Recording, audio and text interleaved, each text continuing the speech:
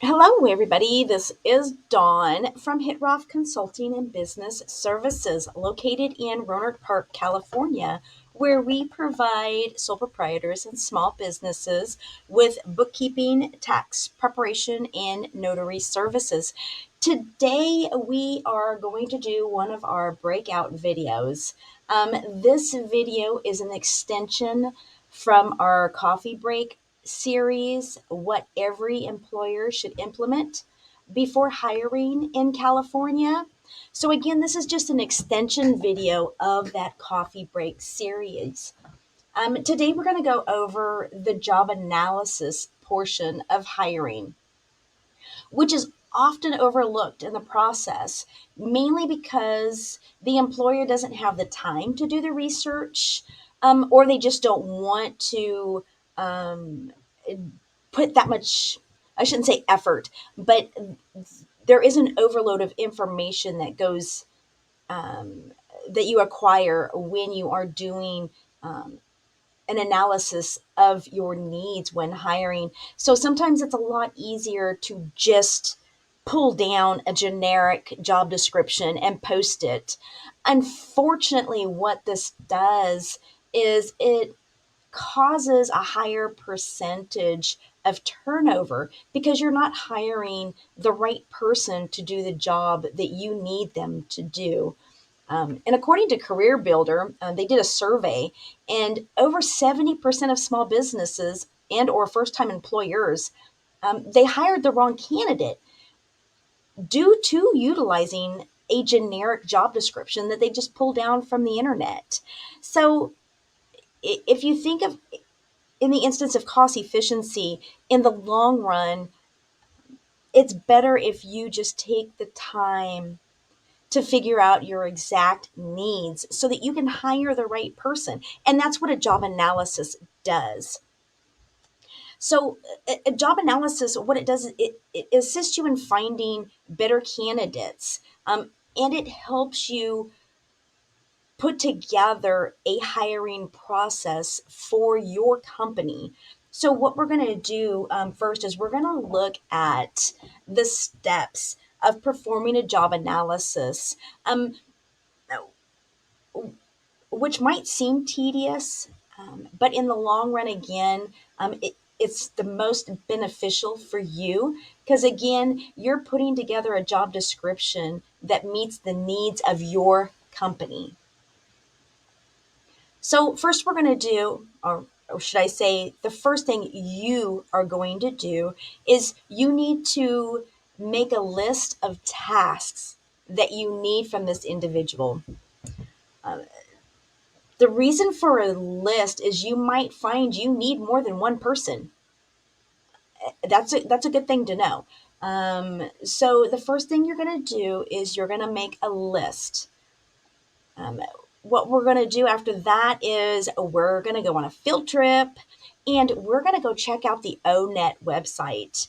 I'm going to show you how, after you make a list, you're going to take one or multiple tasks that you need this individual to do, and we're going to find a job title and we're going to find the information we need to put together a job description along with knowing other needs like skills, training, abilities that this individual is going to need in order to perform those tasks. We're also going to go through and I'm going to show you how to find the appropriate pay for this position. So, again, once we go onto ONET, we are going to learn how to research for the job title, how to put together a job description. We're going to see what type of skills, knowledge, and education this individual is going to need, along with specific characteristics that best suit the position that you are hiring for. Once we're done with all of that, we're going to be able to go through the recruitment and selection process, workforce planning, training and development, the compensation and benefits for the position and what the company wants to offer, health and safety, and then if you're going to implement a probation and or performance appraisal period. It's not necessary. However, it is most beneficial if you implement at minimum a probational period for this new individual that you're hiring. What a probational period does is it lets that individual know that there's a specific amount of time that you are allowing or allotting for them to learn the specifics of their position. Typically, a raise comes in after that, usually about 25 cents. It's not a huge raise. So for instance, if you hire someone at 15.50 an hour, if they meet and or exceed your expectations after a 30-day probational period, you're going to give them a 25-cent raise. This encourages that individual to take on those tasks, learn them, and learn to be independent in that position quicker. So to start with a job analysis, first thing you're going to do again is you're going to write down your needs and or tasks that you want this individual to do. You want to stay very specific. So I wrote down a couple of things just to show you. So one, I would like them to enter estimates. Two, I would like them to do client follow up on these estimates so that we can hopefully turn those estimates into sales. Three, I would like them to process payments as they came in. Four, I would like them to prepare and send invoices and statements so that we can keep that collections process going. And five, administrative duties. I would like them to do any of the administrative duties that go in hand with steps 1 through 4. So there's going to be filing, collating the papers, the invoices and statements together to ensure that each statement has the appropriate amount of invoices before they're mailed. So you want to make sure that you list each task that you need because this is going to benefit you when you go into doing the actual research for the position. So what we're going to do next is we're going to go to ONET. Okay, now that we're on the ONET website, I can show you how you can use those keywords and or individual tasks to help you search for a job title and then put together a job description. So one of the most important key tasks that I had written down for what I need an employee to do would be payment processing. So I'm going to just type in payment processing. I can spell it right. And you can see here it's going to give me a list of occupations by title that best suit this keyword that I'm looking for. So every single one of these titles has payment processing in it. So what I'm going to do is I'm going to look through here. This would go, but it doesn't seem like it suits what I'm looking for. Here we go. Billing and posting, because I need them to do both. I need them to bill and I need them to post. I need them to bill the clients and I need them to post payments. Okay, so what we can see here is when we clicked on the title, it's also going to give me a sample of other related titles. So account services representative, billing clerk. So if you don't want to use billing and posting clerk for your job title, you can use one of these other key job titles that are going to fit the same exact task, skills, and qualifications that we're going to look into here. Okay, so I'm just going to go ahead and stick with billing and posting clerk so we can just stay uniform right now. Um, Next, what we're going to do is we're going to look at the contents of the billing and posting clerk. So first we're going to see here is tasks. They list up to 30 tasks. We just click on the little blue tab and you're going to be able to see every single one of these tasks. And as you review them, if you see the majority of what you've written down here within the same job title, then you've picked the right title. So for me, I see that, yeah, the four titles that or tasks that I need, I see here on this task list. So I'm going to stick with where I'm going. I think this is the right position I'm looking for. The next thing is going to show you technology skills. And again, we're going to review these to ensure that mainly if it's a skill that is needed, that we are able to supply the equipment for the employee in order to do it. Like for instance, if you need accounting software, you need to be able to have accounting software that employee can utilize. Okay, so next we're going to go down and look at the work activities. And we can see here that yes, this is pretty much what I'm looking for. You can at any time copy, just highlight, copy, and you can paste this directly onto your job description. And I'm going to show you how I did that here in just a minute once we finish reviewing these. Detailed work activities. Let's see what they've got here. Okay. And again, yes, this looks like what I need. So again, you would just highlight and copy, and then you can paste it into your job description. And then work context. What this is here is ONET surveyed like businesses that hired for similar positions within these job details. And they asked them these questions. And the percentage that you see here is the percentage that those employers responded yes or no to. And you can see here that electronic mail, 89% of them responded, yes, this is an everyday task. So if what you're looking at is an everyday task, you're going to need to make sure that you let that potential employee know that every day they should be checking their email and responding to your client questions or issues that they might have. Same thing down here. We're just looking through here. Freedom to make decisions. Yes. There is some freedom to make their own decisions once they show independence and efficiency in the job that they're doing. They will be allowed to make some decisions, but then you can have your cutoff on specific concerns and issues need to go through me before they are passed on to the client. Okay, so what we're going to do next, I'm going to show you, before we go to job zone, I'm going to show you the job titles and description that I put together by utilizing the ONET information. So I kept my job title at billing and posting clerk.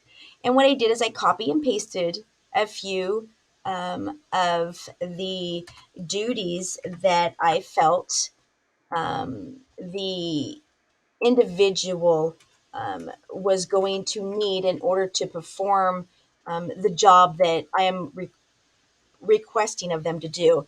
And I gathered some of the preferred qualifications down here. And then the working conditions, you don't have to leave this portion, or I should say, you don't have to. You should not leave this portion in here. I'm just leaving this in here until I've completed my job description. That way I know what order to put these in. What's most important, and then of course the least important working condition will be towards the bottom, and then I will go back through and just erase the portion that I don't need in that equation. Okay, so again, you're able to copy and paste directly from ONET to put together your job title, the duties, and your preferred qualifications.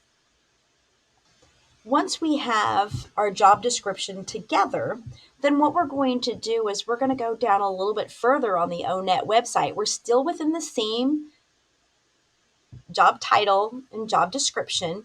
And what we're doing is we're going down a little bit further.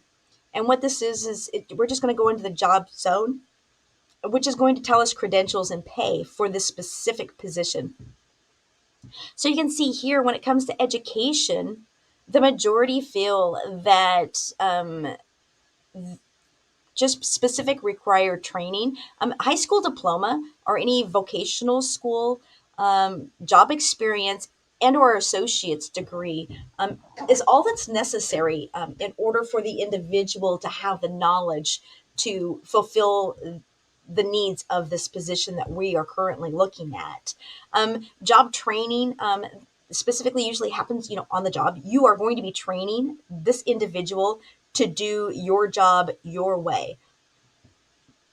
So if you want to look at specific credentials right here, you can either put in state or you can put in your specific zip code. And when you click on go, it's going to give you specific credentials. If there was any credentials listed up here that were necessary, it's going to give you more information. Coming down here a little bit further, here's where we get our skills, knowledge, and again, basic education necessary for this particular job that we're going to hire for. So you don't need to list all of these again. You're going to take out the specific ones that you need. So obviously for the position I'm looking at, I think critical thinking is very important, along with time management, and active listening skills. So those would be the three skills I would pull out of the display here of eight. And knowledge. When it comes to knowledge, administrative would be very important. And then the language, obviously, it would depend on the language that you are utilizing for the communication with your clients. If you utilize Spanish more, then you would want to put in Spanish as your language, or French or German or whatever language it is that you utilize in order to conduct business. Down here with education, you can see in the survey that they did, again, 51% of the employers stated that some college and or no degree is required in order for a individual to perform the duties necessary within this job description.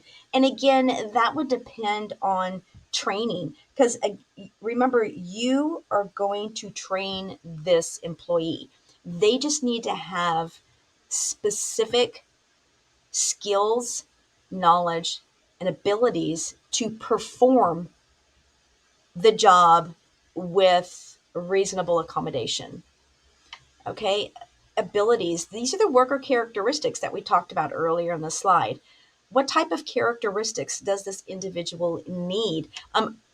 Problem sensitivity. That would be a good one. If you have a lot of customer issues or complaints, you need to have someone who understands the sensitivity of the issues at hand with your clients and how to assist that client in resolving those issues and keeping them a client, because you don't want to lose clients. You want them to learn how to retain your clients for business purposes. So they're going to need to learn how to work through any specific conflict resolutions that they might come across. There's interest if this is important to the position you are hiring for. You've got work values, work styles, and then down here at the bottom, we're going to get into the wages and employment trends. So what we're going to do is we're going to base this again on the state of California, and we're going to go specific to the zip code where I am at. And then when we click go, you can see it brings us to a secondary page. And now we're more specific. Now the wages are pertaining to a centralized area in California. So it centralizes to Santa Rosa, California, which is the northern part of California. And you can see here the pay range is just a little bit more than the average of California and a little bit more than the average throughout the United States. So the area that I live in has a higher wage for this particular position. So I want to take that into consideration. And typically, when I take this into consideration, I'm going to take the low and the medium. And then what I'm going to do with those is I'm going to find an average wage. I'm going to find a low wage and then medium wage. And then the reason I'm leaving this out here to the side is because this is going to give that employee growth potential. So we're going to go from minimal experience to experience. And then this here is all growth potential. So between 51 and 75, that's all growth potential for the employee. Okay. And then if you go down a little bit further, again, it's just going to break this down on how they found the medium wage. It's going to give you a couple more um, cities that you can look at. But basically, that's all the information that you get from ONET and how ONET can assist you in building a job description that suits your company's needs. I know, wow, right? That was a lot of information in a short period of time, but it's all necessary information. Again, yes, you can very quickly go down and print down, download, or whatever a generic job description. However, that does not guarantee that you are going to hire the individual that you need for your company, which is going to give you a higher percentage of turnover. So, by going to the ONET website and gathering the information that directly correlates with the position that you are hiring for, it's just going to allow for you to ensure that you're hiring the correct individual and that you are going to have a more accurate job description. Okay. So now you've got all that information. I showed you briefly earlier a job title and description that I put together from ONET. And again, it's very simple for you to do. You can have your ONET website pulled up on one page. If you have two screens, you can use two different screens. If you have one screen, just pull up ONET and then have a Microsoft Word blank document pulled up. And then as you're going through ONET and you're searching in, and I would pick um, two or three, maybe five at the most, specific tasks that you need that individual to do and type it into ONET so that you can see if you find overlaying job titles. This is going to help you know if you need to hire one or two people, um, depending on the broadness of the duties that you need to accomplish. But again, from ONET, have your Microsoft Word document up, blank document, and then have your ONET pulled up. And as you're reading through and you're finding the right job titles for what you're hiring for, you're going to go through each of those titles and you're going to put together your job description, making sure that you use bullet points for your job descriptions. ONET is going to give you the required qualifications for the position. You're going to copy and paste your preferred qualifications for the job. And then at the bottom of your job description, you are going to put your working conditions. This is going to let the employee know if they're going to be working in a home office, working remote, working behind a desk, working in the warehouse, driving, doing deliveries constantly. They're going to be standing, sitting, squatting, pushing, pulling, or moving things continuously throughout the day. The working conditions is also important. You're not going to get this off of ONET. You're going to get this out of where that employee is going to be stationed in order to perform the duties that you are requiring from them. So, once you finish your job description, next thing you are going to do is put together your placement ad. So, the job description is going to give you the majority of this information. You're going to do just a brief one paragraph summary on your company. Again, you want to keep it to a paragraph. A paragraph is typically 5 to 6 lines. If you want them to have more information, include your website. Keep the company summary brief to one paragraph. Then you're going to post your job description.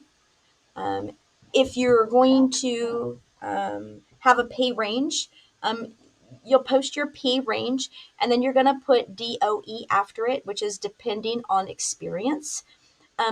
You do not have to put your pay range. You can just put pay range depending on experience. And then you can just leave out this 16 to 20 per hour part, or whatever your wage is going to be. The next thing you're going to want to make sure you post in your placement ad is benefits, and or if there's a probational period. You're going to want to put that in your job placement ad. And again, right now, you're just making a draft placement ad. You're not actually posting it, you're just making a draft. At the end of your job placement ad, what you're going to do is you're going to post that you're an equal opportunity employer. Okay. Even though you might have specifics, if you're hiring in the warehouse as an assembler, you can hire a disabled person for that position with reasonable accommodation. Okay. You have to keep this in mind. You cannot discriminate against somebody based on personal preferences. We went over this in our coffee break video. Your personal preferences stay out of the equation. And so does anything other than, can this individual sitting in front of me do the tasks I need them to do with reasonable accommodation? That's all you need to think about. So before you place your ad, the next thing you're going to do is think about, now that you have your job title and description, what type of procedures do I need that will help this person be able to perform their tasks if I am pulled away, or if they cannot get a hold of me after the training period? What kind of procedure can I put together that's going to assist them in answering their own questions? So what I did is, sticking with the billing and processing clerk, I did a simple thing. One thing that this individual is going to need to do is, I'm going to need them to upload receipts so that they could be allocated to expenses as they come through the bank. So they're not going to do the actual review and allocation. They're just going to upload those receipts so that I can review and allocate the transactions. So what I'm going to do is, I'm going to put a procedure together for them, letting them know the first thing they're going to need to do is log into the QuickBooks app. So what does that tell me? I need to make sure that I get them a login for my QuickBooks app so that they're able to log in and perform their duties. Next, I'm going to tell them in the procedure the steps on what I need them to do in order to accomplish the uploading of the receipts. So once they're logged in, they're going to go into banking, and then they're going to click on receipts, and then they're going to click on the little icon that says upload from computer. Their next step is, they're going to select the receipt they need to upload. They're going to click OK. And then once they're done with that, it's telling them that the system is once it's processed and downloaded the receipt, it's going to appear in the for review section. So they know that once they see that receipt appear in the for review section, their job, their task is done. Now I can do my task. Now, if they go to upload the receipt and they go to look and they don't see it in the for review section, their job's not done. They need to go back to step one and figure it out, go back through the steps and get that receipt to upload so that I am able to do my portion of the job. So that's what a procedure does. The procedure is assisting that individual in knowing the appropriate steps to take to do their job efficiently, and how to double check to make sure their job is done. Once you get the procedures in place and in a handy dandy little notebook that you can give to your new employee, and or if you have it on the cloud, you can also have your procedures on the cloud. That way it's easily accessible to anybody. you're going to want to make sure you allocate a specific amount of time and the appropriate amount of time to train that individual on their job. It usually takes 3 to 5 days to train someone in their job, regardless of their knowledge and or experience in that job, because again, it's a different job. It's a different company. There's going to be similar aspects to the job, but the way you want it done is not going to be the way the other job wanted it done. For instance, an employee that goes from McDonald's to Burger King is not going to make a hamburger the same way. One is fried, one is broiled. It's simple as that. Training needs to be done because no matter if it's in the same industry, the job is done differently. So you're going to want to make sure you allocate a specific amount of time to give that employee what they need to get their job done and become independent in doing it. Training, it builds value, it encourages development within the individual and builds independence. Um, it core values. It gives them satisfaction to know that they are doing something for the better. Okay. You get a higher quality of work when you have employees that are trained properly. Less absenteeism. There's less sick days. That's a huge fact.